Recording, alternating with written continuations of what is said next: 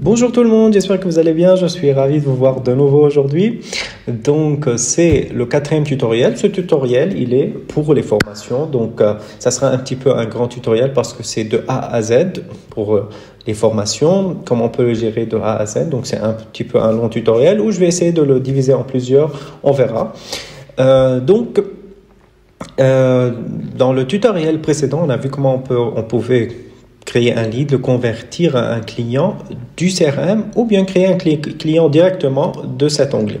Maintenant, on va voir comment on peut créer une formation ou bien du CRM en cliquant sur créer une nouvelle formation ou bien en cliquant sur formation ajouter. Ça sera la même page ou bien on peut connecter directement un lead en cliquant ici à une formation qui est déjà existante. Donc, on peut ou bien de le faire du lead ou bien dans la formation elle-même. Donc, je vais commencer avec la chose qui est la plus simple, c'est créer la formation de là et ajouter le client dans la formation elle-même. Ensuite, je vous montrerai de nouveau cette étape qui est aussi super simple. Il n'y a pas de difficulté. Donc, pour créer une formation, je vais commencer par ajouter. Donc, la première étape, c'est le nom de la formation parce qu'on parlait là de WordPress. Donc, je vais écrire le nom de la formation, c'est WordPress, je vais mettre formation, par exemple WordPress, par exemple 10 heures. Je peux ajouter des informations, par exemple, comme je veux, je peux les modifier. Par exemple, je peux mettre le nom de l'apprenant, je peux mettre si la formation en attente, donc des informations générales. Par exemple, je vais mettre Isabelle. Date de début, par exemple, là, et la date de fin, c'est par exemple le 31 mars. On peut sélectionner, est-ce que c'est une formation à distance, présentielle ou mixte? Je vais laisser à distance. Le lieu de la formation, c'est les lieux qu'on a déjà, le premier lieu, c'est qu'on a déjà créé. On peut ajouter d'autres lieux, par exemple, je vais mettre ce lieu. La durée de la formation en heures, combien d'heures, par exemple, c'est 10 heures. Ensuite, si c'est inter ou intra, je vais laisser inter. Sélectionner le type d'action de formation. Donc là, vous pouvez choisir le type. Donc pour moi, c'est action de formation. Et là, objectif général de la formation. Et ça, c'est pour le bilan pédagogique et financier. On verra ça plus tard. Donc, c'est dans quel cas, par exemple, vous avez, si c'est la formation vise un diplôme, par exemple, niveau 6, donc, et c'est votre choix, ça dépend de chaque formation. Pour le moment, pour cette formation, je suis pas sûr, donc je vais choisir au pif, n'importe, par exemple, je vais choisir celle-ci. Et ici, la spécialité de la formation. Donc, vous avez toutes les spécialités avec leur code. Je vais laisser formation générale. Et ici, on peut mettre une description, par exemple. C'est la description de la formation. Vous pouvez la laisser vide. C'est pas nécessaire de la remplir. Je clique sur Ajouter. Et maintenant, on a notre première formation. Donc là, la première chose qu'on va voir, attention, n'oubliez pas d'attribuer un programme à la formation en cliquant ici pour que les documents et les évaluations soient complets. Donc, ou bien on peut cliquer là, ou bien on peut cliquer sur programme, on verra ça. Mais avant d'attribuer le programme, je veux vous montrer comment on peut ajouter un apprenant. Donc, on peut ajouter un apprenant ou un client. Donc là, c'est les apprenants et les clients particuliers. Et là, c'est les entreprises, donc les clients entreprises. On peut ou bien les ajouter en cliquant sur ajouter un apprenant, ajouter une entreprise. Par exemple, je peux cliquer sur ajouter une entreprise et je peux mettre le nom de l'entreprise. Donc, nous, on a créé 2 entreprises jusque-là. Donc, on peut choisir l'entreprise, on peut cliquer ajouter. Ou bien, la même chose pour l'apprenant. Hein. Je peux cliquer sur ajouter un apprenant. Le nom de l'apprenant, donc c'était Isabelle. Je clique sur Isabelle, je mets le prix, je mets les informations parce que aussi ces informations sont automatiquement pour le bilan pédagogique et financier. Et je clique Ajouter. Ou bien je peux du CRM. Donc je vous montre tout d'abord l'idée du CRM. Donc par exemple, je veux ajouter Isabelle. J'ajoute Isabelle, par exemple, en cliquant sur Connecter à une formation existante. Donc si je clique sur connecter à une formation existante, j'ai cette seule formation que j'ai déjà créée et je clique connecter et ça sera la même étape. Donc j'écris ici Isabelle, le prix et ainsi de suite. Okay? Maintenant je reviens sur les formations. Donc comme le CRM, on a aussi là une plateforme qui filtre du premier jour de l'année jusqu'au dernier jour de l'année, mais bien sûr vous pouvez modifier, mettre 2023, 2002, comme vous voulez. Donc c'est complètement flexible. Vous pouvez rechercher un texte aussi. Là, comme vous voyez, il n'y a pas beaucoup d'informations parce qu'on n'a rien fait, on n'a pas ajouté de formateur, d'apprenant, rien du tout, mais lorsqu'on ajoute ces informations seront complétées dans ce petit cadre. Donc, je vais cliquer, on va commencer à les remplir. Donc, première étape, je peux attribuer un manager. Ce n'est pas nécessaire, mais je peux le faire. Si j'attribue un commercial, le commercial aura accès à cette formation. Si vous ne voulez pas attribuer un commercial, vous pouvez attribuer un manager. Sinon, vous pouvez l'attribuer à vous-même. Okay? Donc ça, c'est vous.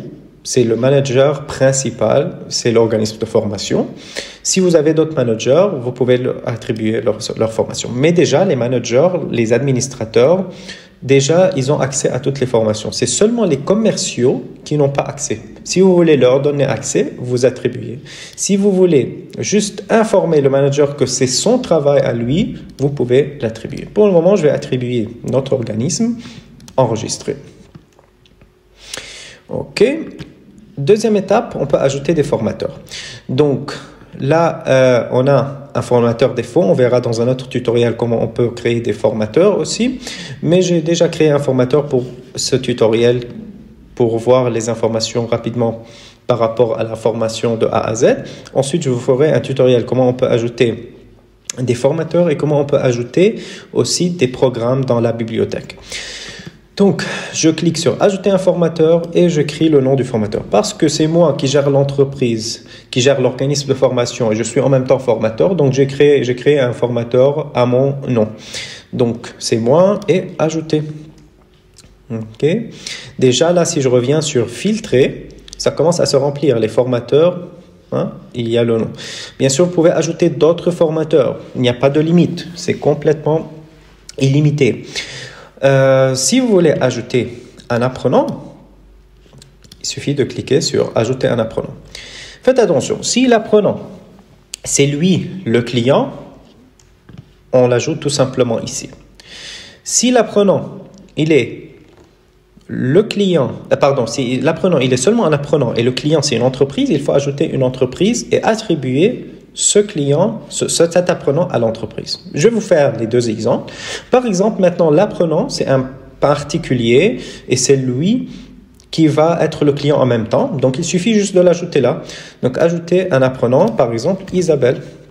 Isabelle, elle est l'apprenant qui est en même temps particulier. Elle va payer pour cette formation 1 000 € par exemple. On peut choisir si c'est un apprenti, salarié d'employeur privé, personne en recherche d'emploi, ainsi de suite. Donc, je vais mettre apprenti par exemple. Subrogation de paiement, situation de sous-traitance, sous-traité. Donc, origine de financement, c'est à vous de choisir les informations parce que ça, c'est pour le bilan pédagogique. Donc, tout ce qu'on met là, ça va ajouter au bilan pédagogique automatiquement et financier. Maintenant, le numéro du dossier CPF, si vous voulez l'ajouter. Et ajouter. Donc là, automatiquement, on a Isabelle, qu'on peut voir son profil, bien sûr, en cliquant sur son prénom. On a le prix, l'email et son numéro de téléphone. On peut modifier aussi ces informations qu'on a déjà attribuées. On peut supprimer aussi l'apprenant en cliquant sur ça. Lorsque l'apprenant il est seul et il n'est pas attribué à une entreprise, donc c'est lui le particulier, donc c'est lui qui va avoir les documents avec signature électronique, on l'appelle e-signature, ou bien e-signature, comme le e-learning. Donc, c'est lui qui va avoir les contrats et tout. Si on a dans cette même formation deux apprenants, un apprenant particulier, un apprenant qui est un employé dans une entreprise. Donc, dans ce cas, je dois ajouter l'entreprise. Par exemple, on va mettre entreprise 1, ajouter. Donc là, on a l'entreprise 1. Mais il n'y a pas d'apprenant attribué à cette entreprise. Donc, il faut ajouter un apprenant ici parce que c'est la liste des apprenants. Donc, j'ajoute un apprenant. Donc, on va mettre apprenant 1, par exemple. On va mettre le même prix, 1000 €, ajouter.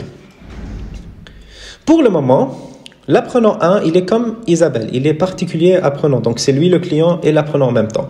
Mais, si on veut que l'entreprise soit le client et l'apprenant, c'est apprenant 1. Donc, tous les documents comme les contrats, les conventions, tout cela seront envoyés à l'entreprise et les autres documents comme les certificats, l'attestation d'assiduité, tout cela seront envoyés à l'apprenant. Il suffit juste d'attribuer l'apprenant à l'entreprise. Donc, je peux attribuer apprenant 1 à cette entreprise. Donc, ce qu'on peut voir ici, cette formation a un formateur, 2 apprenants et une entreprise. Cet apprenant 1 est un apprenant seulement et le client, c'est l'entreprise. Donc, comme résumé, lorsque vous voulez que ce soit un apprenant qui va lui-même être le client, il suffit de le mettre là. Mais si le client est une entreprise et l'apprenant est un apprenant, il faut l'ajouter dans la liste des apprenants et ensuite l'attribuer à une entreprise. OK?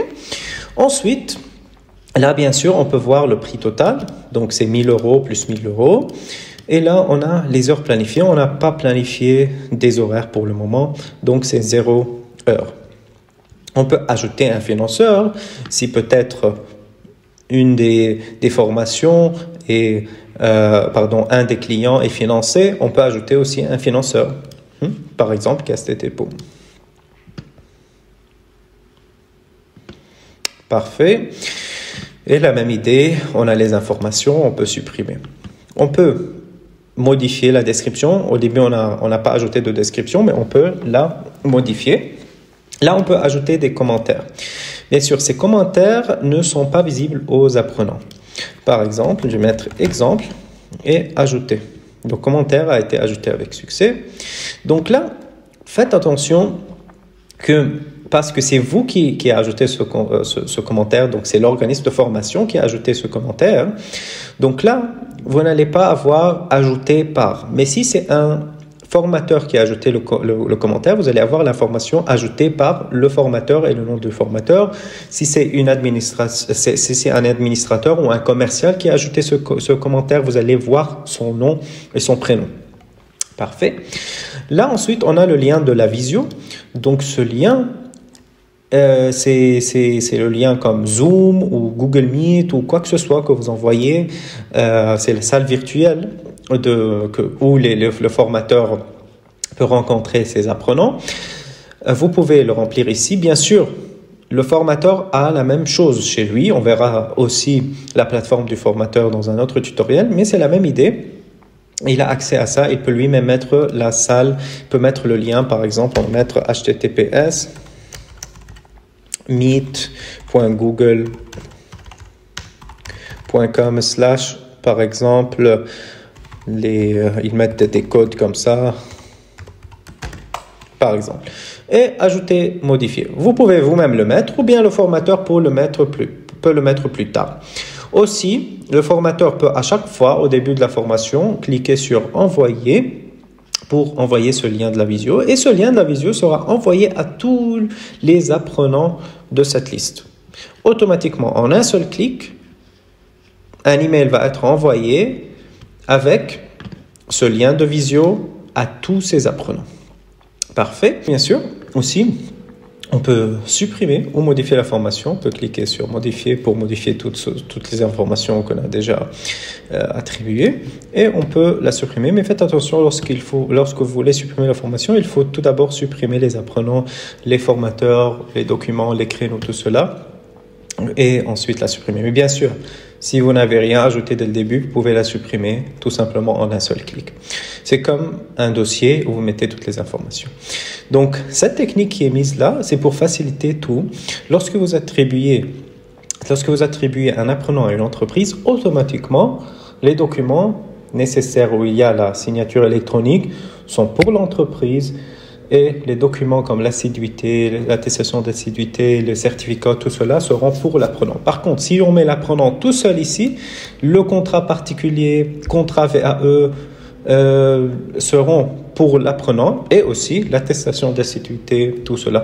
Donc là, vous avez la possibilité d'ajouter plusieurs apprenants dans la même formation, plusieurs entreprises dans la même formation, plusieurs formats, tout ce que vous voulez. C'est vraiment super flexible. Parfait.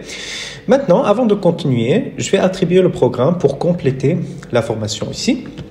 Donc, lorsque je clique ici, bien sûr, n'oubliez pas, lorsqu'on a attribué le formateur là, il a maintenant accès à cette formation. Donc, lui-même, il peut ajouter des commentaires, il peut ajouter le lien.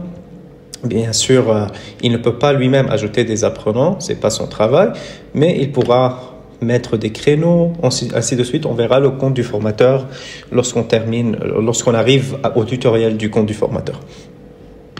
Maintenant, on va cliquer ici pour attribuer le programme à la formation, ou bien on peut cliquer là, ou bien tout simplement on peut cliquer là.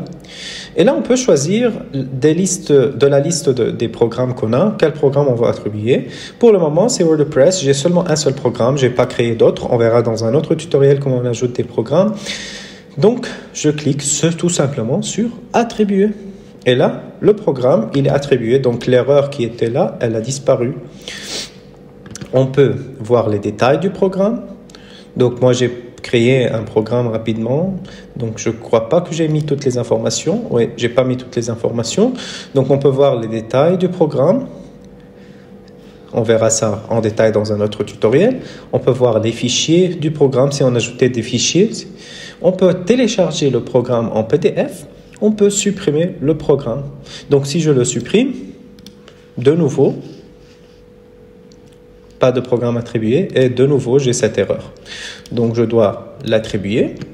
Si le programme était un programme pour la validation des acquis, donc programme VAE, dans ce cas, vous allez avoir ici des dates d'admissibilité pour chaque apprenant. Je vais vous faire l'exemple. Si c'est DPC, il suffit juste de mettre ça. Bien sûr, c'est WordPress, donc ce n'est pas en relation pour DPC. Mais si c'est une formation en relation avec DPC, donc je dois mettre les informations cela pour que les documents DPC soient remplis directement. Donc, je vais vous montrer un petit exemple. Je vais faire une autre formation avec VAE. Donc, et je remets la vidéo. Une seconde. OK.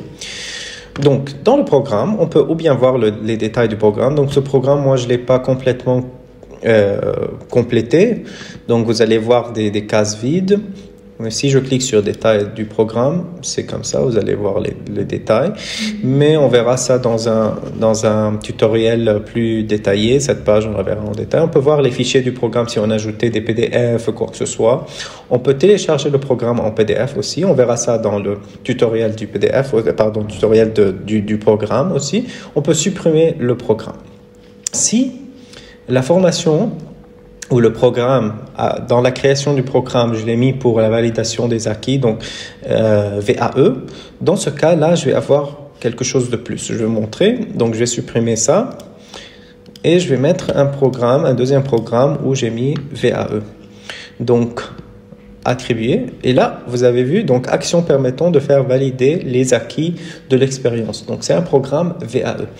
Ici, vous pouvez juste ajouter la date d'admissibilité VAE. Ça, c'est pour les documents VAE. Donc, par exemple, je peux mettre là et là, confirmer. Oups, j'ai pas mis celui-là. Confirmer. OK? Et c'est tout. Donc, ça, c'est par rapport au programme.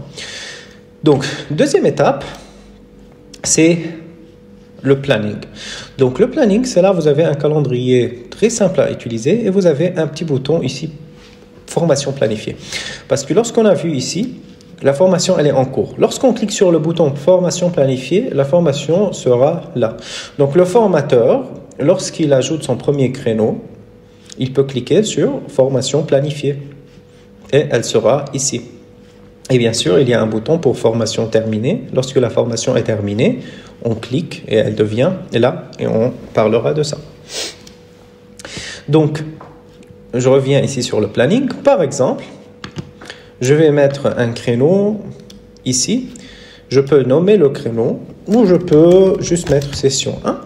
Je peux mettre la date, elle est déjà choisie, ou je peux mettre par exemple l'heure. Donc là, je veux de 12 heures à 14 heures, par exemple, ajouter. Donc le créneau, il est ajouté. On peut cliquer sur le créneau pour le voir. On peut ajouter d'autres créneaux sur le même jour. C'est très simple à utiliser, super facile. Lorsque je clique sur formation planifiée, je vais vous montrer qu'est-ce qui va se passer. Ok, je reviens sur les filtres. Donc là, la formation, elle est planifiée. Donc là, si on revient, on a planifié 2 heures de 12 heures à 14 heures. Donc on a les heures planifiées 2 heures. Si j'ajoute un autre jour, par exemple dans la deuxième semaine, session 2 par exemple, et là je vais mettre la même chose, 12 heures à 14 heures, ajouter. Dans le résumé aussi, je vois 4 heures, parce que 2 heures, 2 heures, de cette façon. Maintenant, je peux cliquer sur le troisième onglet, qui est un onglet très important. C'est le seul logiciel qui est là. C'est l'onglet Parcours. Donc cet onglet vous facilite parce que vous savez, à la fin de la formation, le formateur doit vous envoyer un document complet avec sa signature, avec tout. Il va vous envoyer un document complet où il doit mettre chaque jour ce qu'il a fait. Donc cette session, il a fait ça, ce que aussi l'apprenant doit faire, est-ce qu'il y a eu des difficultés, toutes ces informations. Donc pour ne pas suivre le formateur, où est le document, où est-il, il suffit juste à la fin de chaque session d'écrire ce qu'il a fait ici et de modifier. Et bien sûr, lorsqu'il termine toute la formation et tout son planning, tout son parcours, pardon, il suffit juste de cliquer formation terminée à la fin et bien sûr, on verra la formation ici parce qu'elle sera terminée. Ok, mais pour le moment, je ne vais pas la mettre terminée, je vais la laisser comme ça, mais je vais vous montrer qu'est-ce qui va se passer. Comme ça, vous ne suivez pas le formateur, vous allez avoir le document final, le bilan quotidien du formateur en cliquant sur télécharger, voir le bilan quotidien. Donc si je clique maintenant, il est vide. Donc j'ai un document PDF qui est vide parce que j'ai rien mis dedans. Et ça vous montre les apprenants, le formateur, votre en-tête, votre signature, tout est complètement classé. Maintenant, je peux mettre là, par exemple, ce qu'on a fait, par exemple,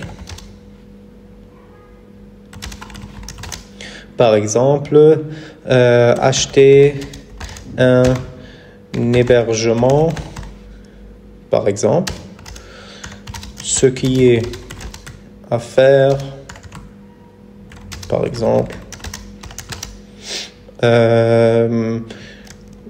comment installer WordPress, ce qui a été évalué,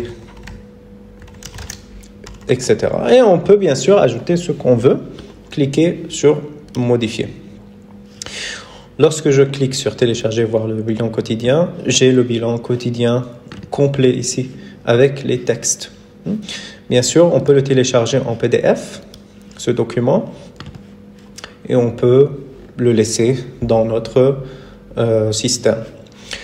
Ok, parfait. Lorsque le formateur termine tout, il peut cliquer sur formation terminée. Donc aussi, vous n'avez pas besoin de gérer vous-même si la formation est terminée ou pas. Donc lorsqu'il complète tout ça, il a terminé tout, il suffit de cliquer, le formateur il va cliquer sur formation terminée. Super simple. Maintenant, par rapport aux émargements. Les émargements, c'est une page magnifique aussi qui va vous faciliter beaucoup. Donc les émargements peuvent être sur le portable, ils peuvent être sur l'ordinateur, sur une tablette, ils peuvent être sur la planète Mars, où vous voulez, dans une soucoupe volante comme vous voulez, donc c'est partout, multiplateforme. Okay?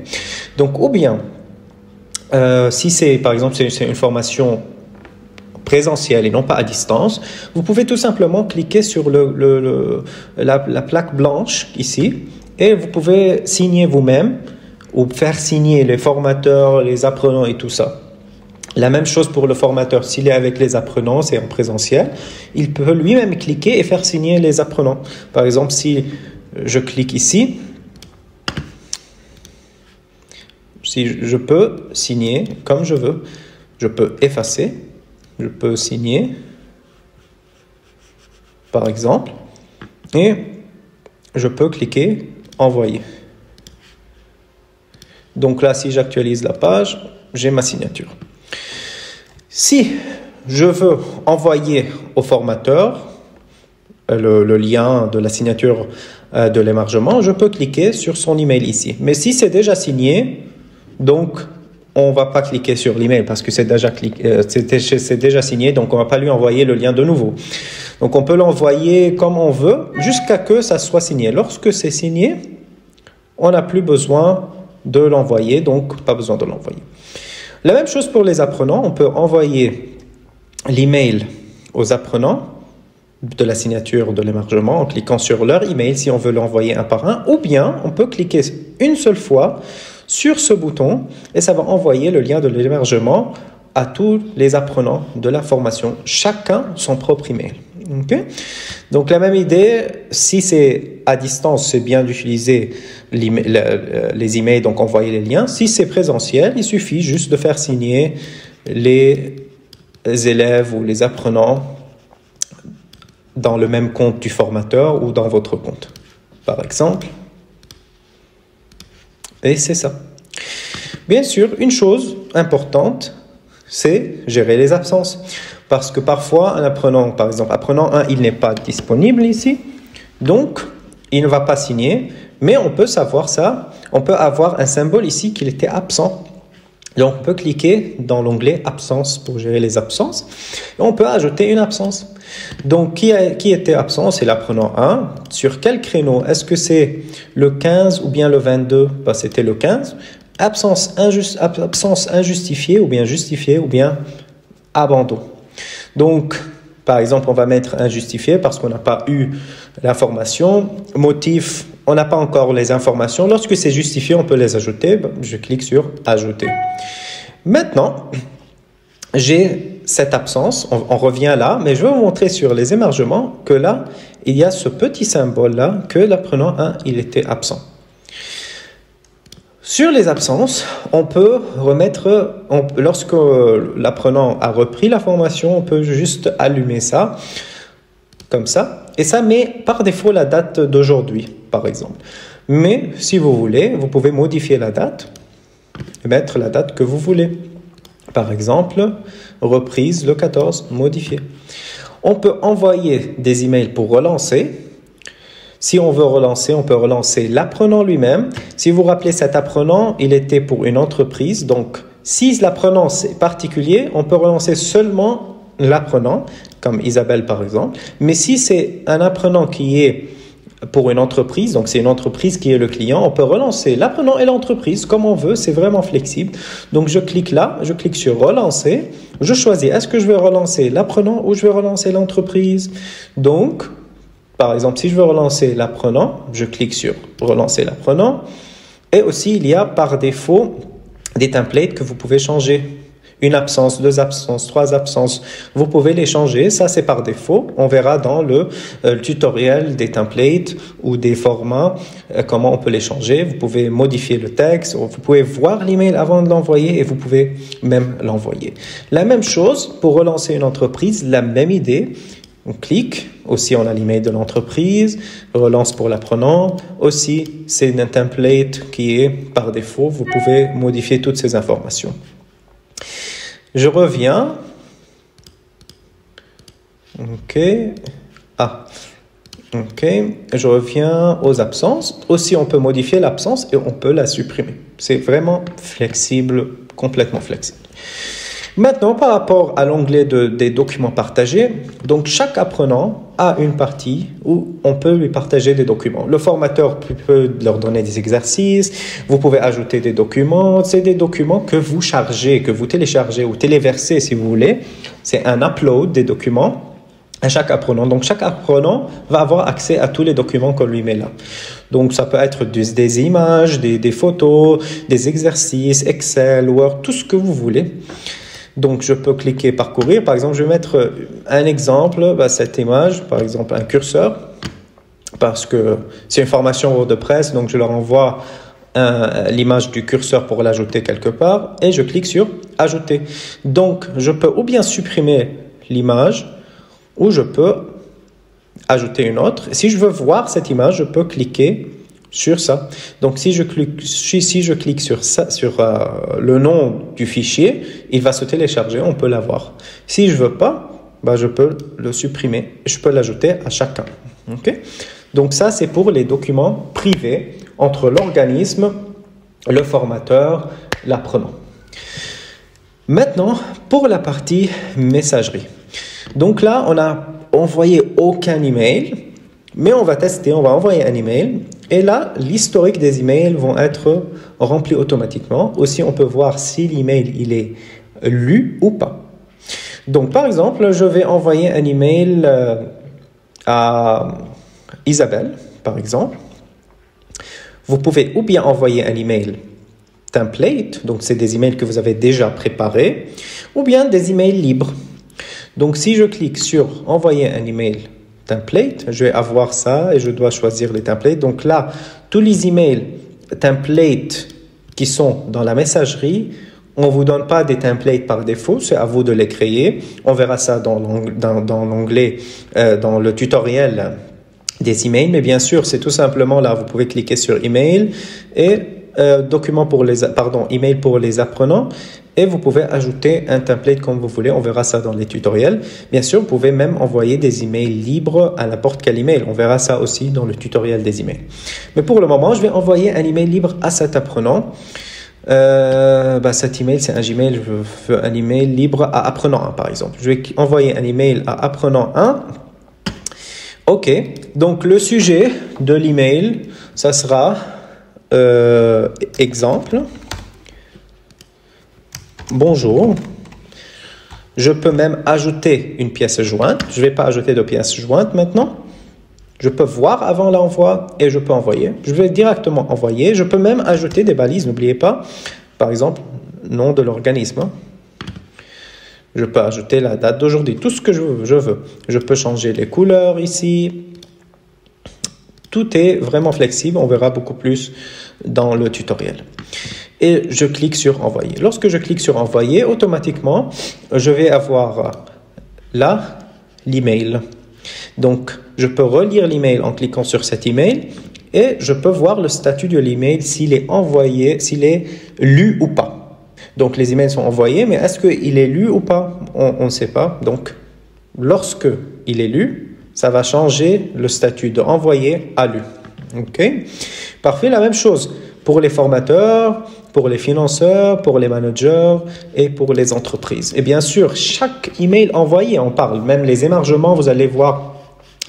Par exemple, j'ai envoyé un email d'émargement là, exemple. J'ai envoyé apprenant un email pour signer son émargement. Là, ça veut dire attendez un petit peu et c'est envoyé. Et là, je reviens sur, on était sur la messagerie. Directement, on a émargement pour votre formation, WordPress, 10 heures, Isabelle, ainsi de suite. Et là, vous avez l'historique, s'il a vu l'email, s'il a signé et tout. Donc, chaque email, que ce soit un document, que ce soit un émargement, que ce soit une relance, même quoi que ce soit, ça sera ajouté dans la liste, dans l'historique des emails. OK? Là, vous pouvez envoyer des emails libres et des emails templates, comme je vous ai expliqué. On verra les emails templates plus tard, bien sûr. Pour le programme, on a déjà vu le programme. Maintenant, on va parler des évaluations. Donc, pour les évaluations, on ne vous donne pas des évaluations par défaut. C'est à vous de les créer. On verra dans un tutoriel comment on peut créer des évaluations parce que chaque formation a ses propres évaluations, des questions choix multiples, des textes libres, ainsi de suite. Donc, c'est à vous de les créer. Mais pour satisfaction et qualité, on verra ça tout de suite.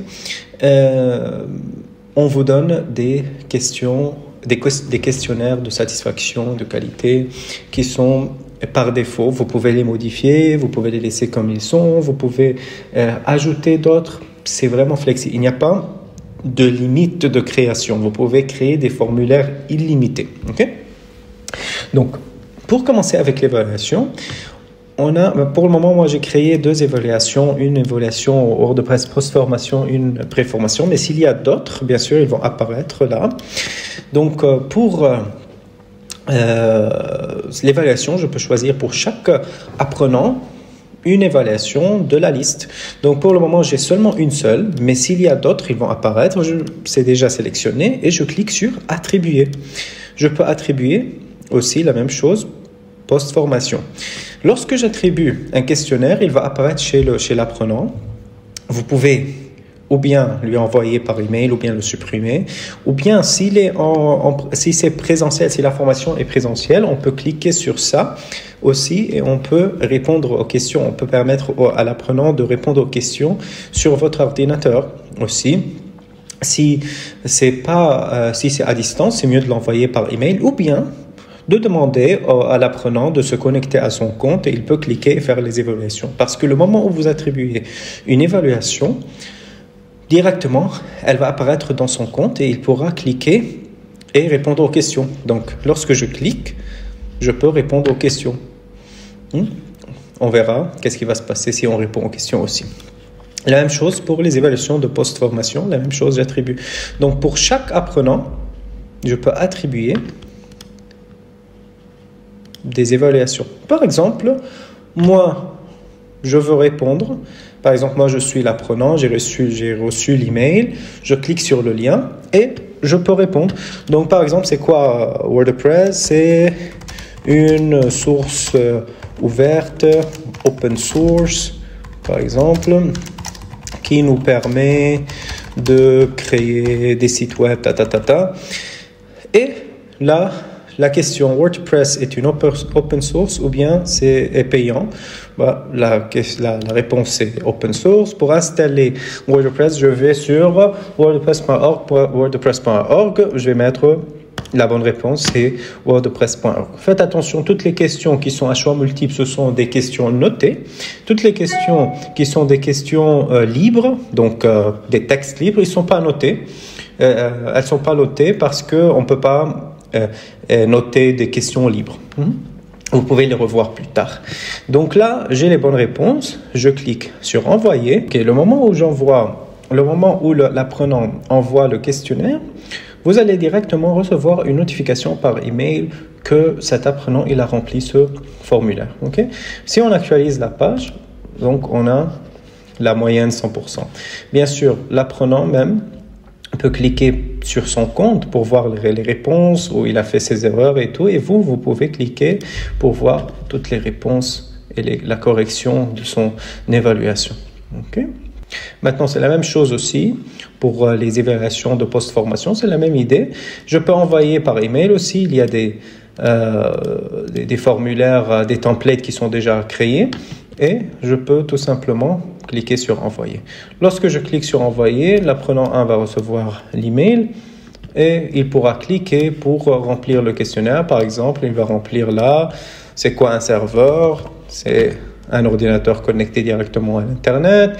Comment ajouter un bouton en HTML? C'est celui-là. Comment ajouter un paragraphe en HTML? C'est celui-là. Je clique envoyer. Et nous, on peut actualiser la page et on peut voir sa moyenne. Bien sûr, le symbole là et la couleur changent si on a mis des mauvaises réponses. Je vais vous montrer un exemple. Donc, par exemple, là, je mets de mauvaises réponses. Et là, j'actualise la page. Donc là, il n'est pas trop content celui-là. Et la même chose, je vais mettre des mauvaises réponses ici, mais complètement mauvaises réponses. Et là, on va voir la couleur et la moyenne. Okay? Donc, là, j'ai mis tout faux, donc c'est 0. Mais bien sûr, les apprenants ne vont pas avoir une note 0. C'est presque impossible. OK. Maintenant, on va voir la satisfaction. Okay. Donc, maintenant, pour la satisfaction et qualité, c'est exactement la même chose comme les évaluations. La différence, c'est que nous, on vous donne déjà des questionnaires par défaut qui sont déjà créés lors de la création de votre compte. Bien sûr, vous pouvez ajouter d'autres, vous pouvez les modifier. On verra ça dans un tutoriel qui est spécifique pour les formulaires. Donc, c'est dans cet onglet qu'on peut modifier, ajouter. Il n'y a pas de limite. Je répète toujours, tout est illimité. Donc, c'est exactement la même chose. En plus, c'est que vous avez des questionnaires pour les apprenants, des questionnaires pour les formateurs et des questionnaires pour les managers et bien sûr pour les financeurs. Donc, on vous donne des questionnaires par défaut. Juste les autres questionnaires, il n'y a aucun choix parce qu'on n'a pas ajouté. Donc, vous pouvez ajouter d'autres questionnaires en plus que vous créez. Donc, c'est exactement la même chose comme l'évaluation. On ajoute, on attribue. On peut envoyer le questionnaire par email. On peut même répondre au questionnaire. La même chose. Donc, on peut attribuer les questionnaires à froid. La même chose. On peut répondre au questionnaire ici si c'est présentiel. Si c'est à distance, il suffit de l'envoyer par email et l'apprenant va le recevoir comme ça. Ensuite, pour les formateurs, la même idée. Attribuer un questionnaire pour le formateur. Attribuer pour le manager, c'est nous le manager dans ce cas. Attribuer pour le financeur, on peut les attribuer. La même chose, on peut les envoyer par email ou on peut répondre comme ça, de cette façon. Et bien sûr, lorsque le questionnaire il est rempli, il est automatiquement envoyé, non, c'est pas le questionnaire lui-même, une notification automatiquement, vous recevez une notification par email automatiquement que cette personne a rempli ce formulaire. Ok, c'est super simple, pas de difficulté. Maintenant, on passe à l'onglet Finance. Bien sûr, ne vous inquiétez pas, tout ce qui est évaluation et satisfaction, vous pouvez voir les réponses en cliquant sur le rectangle lui-même et vous pouvez voir des statistiques dans les suivis. On verra ça dans le tutoriel des suivis, donc dans le suivi et qualité. Donc vous pouvez voir en général le tout de la formation, bien sûr. Maintenant, dans l'onglet Finance, donc là, c'est tout ce qui est comptabilité, donc les devis, les factures, les charges. Et vous avez des statistiques directes là. Et cet onglet est très important parce que aussi il est automatiquement mis à jour sur le bilan pédagogique et financier. Parce que à chaque fois qu'il y a une facture qui est payée, elle sera ajoutée dans le bilan pédagogique et financier. Donc, si je veux ajouter un devis, c'est exactement comme dans le CRM. Je crée un devis, je peux mettre le destinataire l'entreprise ou bien l'apprenant, par exemple l'apprenant, par exemple C1, 2, 3, par exemple. Date de création, super simple. Date d'échéance, TVA 0. Ajouter un produit, par exemple, formation, WordPress, 10 heures, quantité 1000. Je crée le devis, c'est bon. Donc, je peux, comme d'habitude, modifier, envoyer par email, supprimer ou bien voir et télécharger. Donc, si je clique sur voir et télécharger, j'ai le devis complet qui vient de se créer automatiquement sans aucun effort. Maintenant, la même chose pour les factures, que ce soit les factures aux clients, apprenants, ou bien factures aux clients entreprises, ou bien factures aux financeurs, si c'est payé par le CPF, OPCO, quelque chose. C'est la même chose, super simple. Donc, pour créer une facture, on peut créer une facture avec ou sans acompte. Donc, si je crée une facture comme ça, je vais vous montrer la facture avec acompte et une facture sans acompte. Donc, pour le client, c'est Isabelle. Donc, numéro de la facture, on va dire c'est 456. Création, date de création, date d'échéance, TVA 0. Ajouter un produit, formation WordPress, 10 heures. Quantité 1, prix unitaire 1000. Donc, disons que Isabelle doit payer tout d'abord un acompte, disons, de 200 € par exemple. Ah, pardon, ça c'est la désignation. Pardon. Le numéro de la compte, là, je vais mettre C456 à compte, par exemple. 200 € ici. Et la date d'échéance, donc, elle doit le payer maximum le 15. On peut supprimer, on peut ajouter d'autres. Hein. On peut ajouter plusieurs acomptes, plusieurs produits, bien sûr. Si je clique ajouter, on peut les supprimer. La même chose, ajouter un acompte, supprimer. À la fin, je crée la facture. Donc, si je veux ajouter d'autres acomptes, je peux cliquer ajouter un acompte. Je peux toujours ajouter un deuxième acompte. Par exemple, je vais ajouter un deuxième acompte. Ajouter un acompte là, numéro de la facture, c'est 456, acompte 2 par exemple. Total 200, un deuxième acompte. Et ça, sa date d'échéance, c'est le 23 par exemple. Envoyer. Donc, on peut toujours ajouter. C'est illimité, hein? Donc, on peut remarquer, déjà là, on a créé 3 factures. Donc, on a 3 factures non payées. Jusqu'à maintenant, facture moins charge, c'est 1000 €. Donc, le total, c'est 1000 €. Lorsqu'on a quelque chose qui est payé, on peut cliquer sur payer, payer, payer. Une de ceux-là, par exemple. Par exemple, ce 200 € est payé. Donc, je clique sur payer et je mets l'origine du produit parce que ça va se mettre sur le bilan financier, bilan pédagogique et financier. Par exemple, des entreprises pour la fin, dans ce cas, je vais mettre celle-ci. Mode de paiement, virement. Date du paiement, on va dire le 14. Confirmer. Okay. Donc, automatiquement, là, on a la facture, elle est notée, cet acompte, c'est payé. Ces deux sont toujours non payés. On a là, c'est mise à jour, facture payée et non payée, il y a 2. Aucune facture en retard. Donc, les factures en retard, c'est lorsque l'échéance dépasse la date d'aujourd'hui. Ok. Bien sûr, vous pouvez supprimer des acomptes. Par exemple, sur cet acompte, je ne veux plus cet acompte, je le supprime. C'est supprimé. Ensuite, je peux ajouter une facture sans acompte, même chose, mais cette fois c'est pour l'entreprise. Donc, numéro de la facture, c'est 789 par exemple. Date de création, date d'échéance, TVA, ajouter un produit. Donc, je vais dire par exemple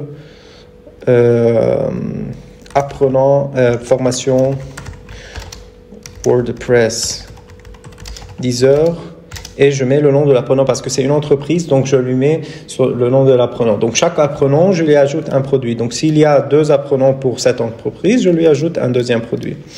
Donc je vais mettre apprenant 1, c'est le nom de l'apprenant, quantité 1, prix unitaire 1000, créer la facture. Donc cette facture, elle est sans acompte. Donc, vous remarquez, elle est tout simplement toute seule. Celle-ci, elle a un acompte. Okay? Bien sûr, toutes les factures qui sont payées, donc là, on a payé juste les 200 €, elles sont ajoutées directement sur le bilan pédagogique et financier, sur le tableau de bord. Donc, là, vous pouvez voir la facture, elle est payée. Donc, ça, c'est le chiffre d'affaires. Tout ce qui est payé seulement. Et aussi dans les suivis. Donc, dans les suivis des factures, aussi, on verra ça beaucoup plus en détail dans le tutoriel des suivis et des bilans. Okay? Donc, je reviens là. Pour le moment, c'est seulement celle-ci qui est payée. Donc, n'oubliez pas de mettre que si une facture est payée ou pas. Ensuite, vous pouvez faire une facture au financeur. Par exemple, disons que cet apprenant, ce n'est pas lui qui doit payer, c'est le financeur. Ou peut-être l'apprenant doit payer une partie, le financeur une partie. Donc, vous pouvez créer une facture pour le financeur. La même chose avec ou sans acompte. Donc, je peux mettre numéro de la facture, par exemple, FIN, 1, 2, 3, caisse des dépôts, entreprise. Donc, c'est le client, disons Isabelle. Et la caisse des dépôts doit lui payer une partie, par exemple. C'est un exemple, c'est pas... La même idée, tout est la même chose. Formation WordPress, quantité 1. Et on va mettre, par exemple, ils doivent payer seulement 200 €. Créer la facture. Donc ça, c'est la facture du financeur. Donc, on peut cliquer sur les factures pour les voir. Donc c'est la facture du financeur. On peut voir même tous les détails, qui est le client, les informations de la formation, les dates, tout, on peut tout voir. Bien sûr, tout ça est modifiable. Tout ça, on peut le personnaliser. Bien sûr, là, les informations du RIP sont pas complétées parce que le profil, je l'ai pas complété. Mais il faut compléter le profil, comme je vous ai expliqué dans le premier tutoriel, où il faut remplir les informations du RIB, le nom de la banque, et ainsi de suite. OK? Donc, c'est la même chose pour le financeur, pour l'entreprise, pour l'apprenant, ainsi de suite. Et aussi, vous pouvez créer des factures non affectées à un client. Donc, c'est des clients externes différents. Donc, vous devez mettre là la différence qu'il faut écrire le destinataire, l'adresse du destinataire, son email aussi, parce que peut-être vous voulez envoyer la facture par email, donc il faut mettre son email et ainsi de suite. Ok. Dernière chose, c'est les charges. Donc ces charges aussi vont être enlevé de ce total, donc facture moins charge ici. Donc par exemple, je vais ajouter une charge là, par exemple, formateur, je sais pas, on va dire, il va enseigner 10 heures, donc 10 heures de formation par le formateur, par exemple. Et on peut mettre une entreprise, mais c'est pas nécessaire. Ça, au cas où vous avez créé une entreprise pour le formateur, mais c'est pas nécessaire de le mettre. Ensuite, on peut mettre la date. Donc, le paiement, on va dire, c'est à la fin de la formation. Et ça, c'est dans le salaire des formateurs ou dans les achats de prestations de formation, honoraires de formation. Par exemple, je vais cliquer ça. Le montant, on va dire, par exemple, 300 €, TVA, 0, une note, on peut ajouter des notes, ajouter la charge.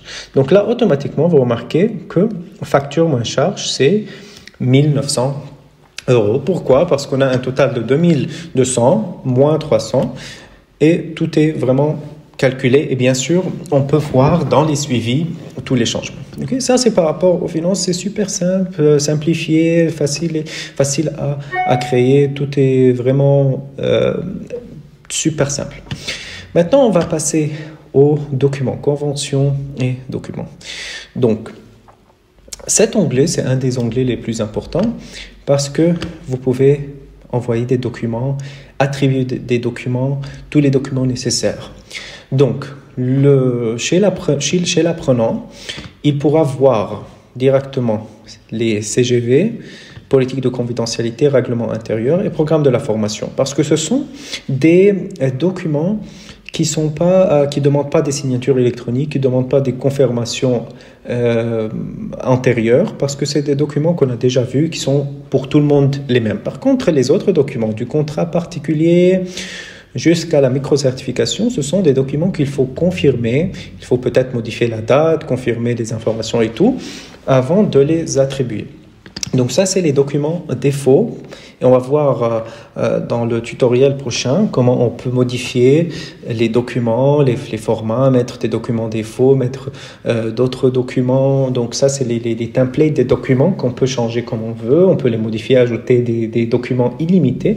Et bien sûr, à part de ces documents par défaut, on peut ajouter d'autres documents avec signature électronique ou sans signature électronique aussi. Donc ces documents peuvent être ajoutés par vous. Bien sûr, là, il n'y a pas d'autres templates, on peut les créer nous-mêmes. Une information très importante, avant de voir en détail tout, seulement les documents confirmés vont apparaître chez l'apprenant. Et vous remarquez, nous, on a attribué pour Isabelle. Donc, Isabelle, elle est une apprenante en même temps un client. Donc, c'est elle qui va avoir le contrat particulier et le contrat VAE qui doivent être signés par signature électronique. Par contre, l'apprenant 1 était un apprenant, mais son client, donc le client, c'est l'entreprise 1, si vous vous rappelez, dans le tutoriel précédent.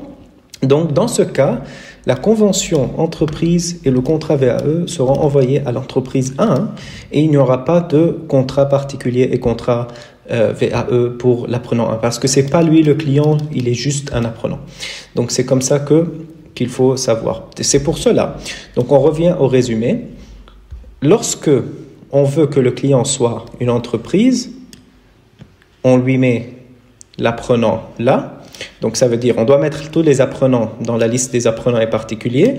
Les apprenants qui sont d'eux-mêmes le client, on ne fait rien, on les laisse comme ils sont. Par contre, les apprenants qui sont payés par leur entreprise, on doit les mettre dans une entreprise en cliquant sur attribuer des apprenants et automatiquement, de cette façon, les documents vont être générés. Donc, cet apprenant, il n'est pas un client, il est juste un apprenant. Le client, c'est l'entreprise. Donc, c'est l'entreprise qui doit signer électroniquement. Pour le moment, ce n'est pas signé parce qu'on n'a pas envoyé, on n'a pas confirmé. Par contre, Isabelle, c'est une apprenante et en même temps une cliente. Pour cela, elle doit signer le contrat particulier et le contrat VAE. Okay? Donc, ça, c'est pour expliquer généralement. Donc là, on a une petite information. Attention, vous n'avez pas chargé le document règlement intérieur à votre compte. Cliquez ici pour le téléverser pour que les documents soient complets. Donc, pour le règlement intérieur, on ne l'a pas encore chargé. Si vous vous rappelez, dans le premier tutoriel aussi, je vous ai dit de le charger ici. Donc, il faut le charger là pour que les documents soient complets. Pour le moment, je ne vais pas le charger pour ne pas perdre le temps. Comment ça se passe? Donc, je peux voir, il faut faire attention que tous les documents sont dynamiques et flexibles. Donc, le moment où le document est signé, c'est là où ça arrête de changer. Mais pour le moment, il n'est pas signé, donc on peut toujours le modifier. Donc, on a 3 types de documents. On a les documents qui n'ont pas besoin de confirmation et qui n'ont pas besoin de signature. Ce sont CGV, politique confidentialité, règlement intérieur et programme de la formation. Donc ceux-là, ils sont automatiquement dans le compte de l'apprenant. Bien sûr, vous pouvez les envoyer par email. Lorsque vous les envoyez par email, donc ça, c'est automatiquement changé à envoyer au lieu de non envoyer. Deuxième type de document, c'est les documents qui sont ceux-là. Ces documents demandent une confirmation, mais sans signature. Donc, vous n'avez pas besoin de signature ici. Donc, on parle des documents défauts. Donc, c'est la convocation à la formation, certificat de réalisation, attestation d'assiduité, admissibilité VAE, feuille d'émargement et micro-certificat. Donc, ceux-là, ils demandent une confirmation, mais pas de signature électronique. Ça veut dire, ces documents ne peuvent pas apparaître chez l'apprenant que lorsque vous cliquez sur « Confirmer le document ». Mais par contre, ça ne demande pas des signatures électroniques. Donc, lorsque vous cliquez « Confirmer », celui-là va devenir confirmé. Vous pouvez le réinitialiser de nouveau, ne vous inquiétez pas. Et aussi, si vous voulez modifier la date, il y a là une modification libre des dates. Le troisième type de document, c'est les documents qui demandent une confirmation et une signature électronique. C'est les contrats particuliers, contrats VAE. Là, donc, ça demande de les confirmer. Aussi, on peut modifier, lorsqu'on le confirme, on peut modifier les dates, on peut modifier ces choses, on verra comment. Et on doit l'envoyer pour avoir une signature électronique. Donc, de même, là, le document ne va pas apparaître chez l'apprenant que si on a confirmé le document. Okay? La même chose, c'est chez les entreprises. Les seuls documents qui demandent des signatures électroniques sont convention entreprise et contrat VAE. Le reste, pas de confirmation et pas de signature électronique. Donc, juste, vous pouvez l'envoyer. Chez le formateur, la même idée. On a les conventions d'intervention et les contrats cadre sous-traitance, la même idée. Et vous avez aussi les CGV et ceux-là qui peuvent être disponibles dans le compte sans problème. Bien sûr, à part ces documents qui sont défauts, qui sont déjà toujours générés lorsque vous créez la formation, vous pouvez attribuer d'autres documents, comme les documents que vous pouvez créer vous-même dans les templates. Donc, que ce soit des documents avec des signatures électroniques ou des documents sans signature électronique. Là, pour les entreprises, des documents avec signature électronique et pour les formateurs des documents avec signature électronique. Vous pouvez créer des documents illimités, aucune limite. On verra plus tard comment on peut ajouter d'autres templates parce que là, c'est un nouveau compte, donc il n'y a pas des templates d'autres documents. On verra comment on peut le faire facilement dans les tutoriels suivants lorsqu'on parle des documents dans cet onglet. Okay? C'est très simple aussi, pas de difficulté. Donc, maintenant, je vais commencer par le premier type de document, celui qui demande une confirmation, une signature électronique, comme les contrats particuliers et les conventions d'entreprise. Donc, tout, c'est la même technique. Je vais vous montrer tout avec un seul document et on verra, et ça s'applique la même chose sur le reste. Donc, tout d'abord, on peut voir le document. Donc, je peux cliquer sur contrat particulier qui est par défaut de cet exemplaire. On peut le modifier comme on veut. On verra ça dans un autre tutoriel. Donc, je peux le lire. Tout va bien. Et là, vous remarquez, ça demande une signature électronique. Bien sûr, ça doit être un petit peu éloigné. C'est une erreur que j'ai faite lorsque j'ai créé ce document. Mais ne vous inquiétez pas. Dans les documents de défaut, ce n'est pas de cette façon. En tout cas, donc, je regarde ce document, tout va bien. Et la date, là, je peux remarquer, c'est la date d'aujourd'hui automatiquement. Je confirme le document. Tout va bien. Disons que dans quelques jours, je veux modifier la date, je veux que ça soit là. Vous remarquez là, c'est directement changé à confirmer. Donc là, le document apparaît chez l'apprenant. Mais disons, moi, dans quelques jours, j'ai fait une erreur. Je ne veux pas la date d'aujourd'hui, je veux une autre date. Je peux ou bien modifier une modification libre de la date, ou bien cliquer modification libre de la date, ou bien je peux cliquer sur modifier la date à, et ça c'est la date d'aujourd'hui. Donc moi je peux par exemple modifier à 17, modification libre de la date, c'est bon, et je peux revoir le document de nouveau. Donc c'est le 17. Par contre, si je veux remettre la date d'aujourd'hui, je mets juste modifier à cette date. Et je peux revoir le document et c'est revenu à la date originale. Donc là, c'est confirmé. Maintenant, ça demande une signature. Pour demander la signature électronique, il suffit de cliquer envoyer par email e-signature. Donc, je clique sur ça. Par défaut, il y a le template aussi, on peut le modifier, on verra ça. Et je clique envoyer. Je peux voir avant l'envoi, bien sûr, mais pour le moment, je vais cliquer envoyer. Donc, je l'ai envoyé. Lorsque j'ai cliqué envoyer, vous remarquez ici que automatiquement, ça marque que c'est envoyé. Ce qu'il manque, c'est signer.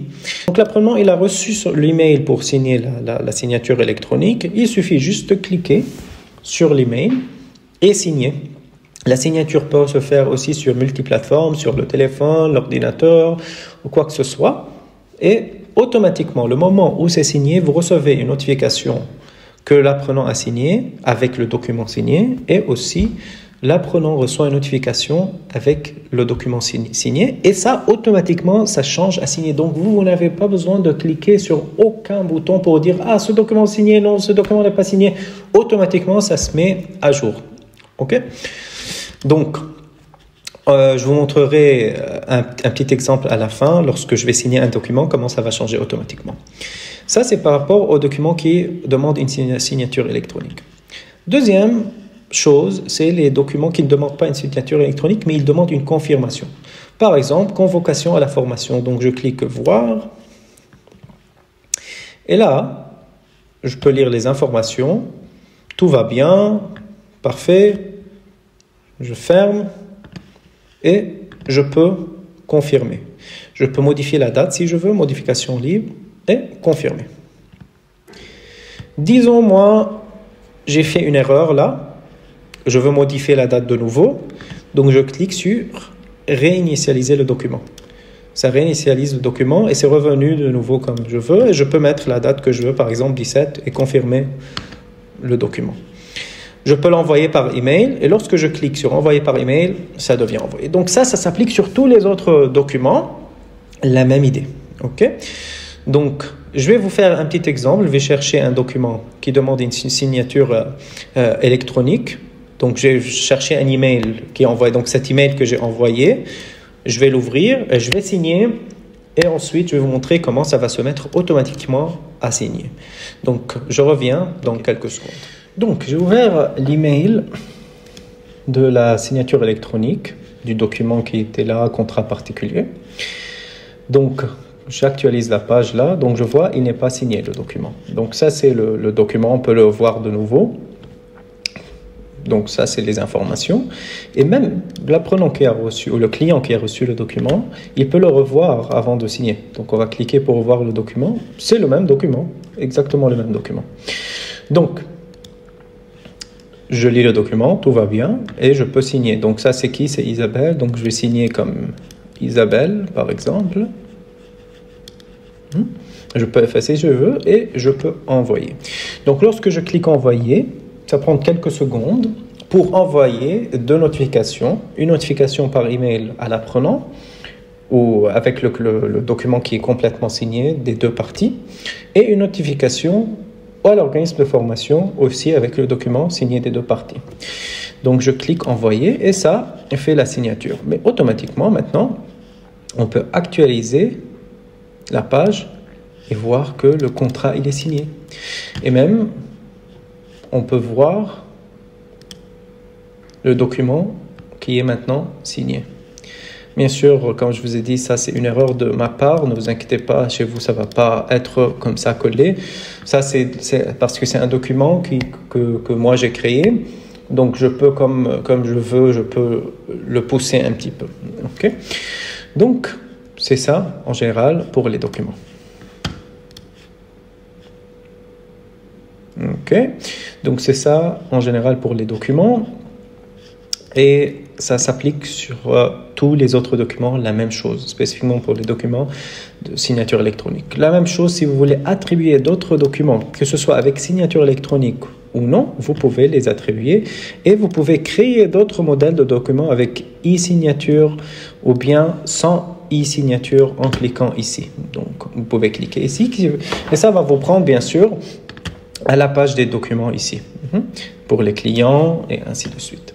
Ok, donc c'est ça en résumé. Maintenant, on va passer à la partie e-learning, mais avant de parler de la partie e-learning, on doit apprendre comment on va créer des cours e-learning. Donc, on n'a pas créé des cours e-learning. On va apprendre comment on peut créer des cours e-learning, tout d'abord de A à Z. Ensuite, on va voir, après ça, comment on peut attribuer des cours e-learning aux apprenants dans chaque formation, comment les cours e-learning ont des statistiques pour chaque minute regardée. Donc, l'apprenant ne peut pas dépasser la vidéo que s'il a terminé toute la vidéo. Et on va voir chaque minute qu'il a regardé. Donc, on peut savoir combien de minutes il a regardé, s'il a terminé la formation ou pas. Donc, tous ces détails sont très bien organisés. On va les voir dans un autre tutoriel, le tutoriel prochain. Et on parlera de cela en détail. J'espère que vous avez aimé ce tutoriel, que tout était clair. Bien sûr, si vous avez des questions, quoi que ce soit, n'hésitez pas de nous contacter ou de me contacter à moi personnellement, bien sûr. Vous pouvez, comme d'habitude, comme je vous ai expliqué avant, ou bien nous contacter dans la bulle de chat qui va apparaître dans votre compte là, ou bien nous contacter en cliquant ici pour demander un appel téléphonique, ou bien pour demander une démo en visio, ou bien rencontrer un conseiller en marketing. J'espère que tout va bien. On se verra bientôt. À bientôt.